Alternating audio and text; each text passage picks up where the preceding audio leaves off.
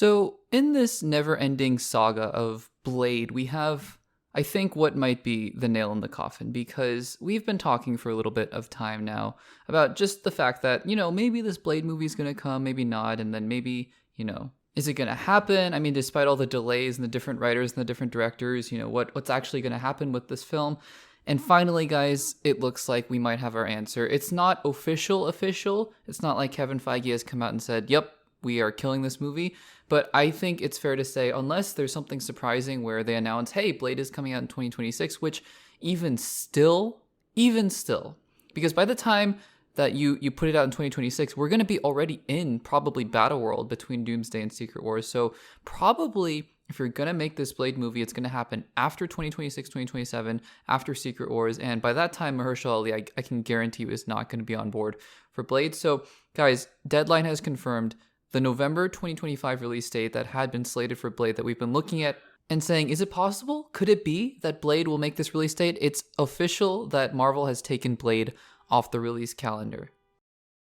Now again, like I said, this doesn't mean that a Blade movie will never happen in the MCU, but I think, personally, if we had any thoughts that maybe a Mahershala Ali-led Blade film was going to happen still, and they were just going to kind of push it back and see what was going on, I think that this basically confirms it, because guys, like I mentioned, the storyline of the MCU is just not going to allow for a standalone Blade movie. And Mahershala Ali, by the time, let's just be optimistic, Blade comes out November 2027. By that time, Mahershala Ali will have waited at least 6 years to make a Blade movie. And despite, having a brief cameo in Eternals, it's just not going to happen anymore. So, like I said, if they have plans to continue on with this side of the MCU, like the more Werewolf by Night kind of, Midnight Sun side of the universe, I'm sure they will do Blade eventually. But it looks like the Mahershala Ali Blade version of the character is not happening anymore. And again, it's just really sad because Mahershala Ali is one of the best actors to ever live. I mean, he's such a talented actor, and to lose him from the MCU, it's just a bummer. It seems like they really just could not get the story on lock, and they did not, find something that was compelling to them.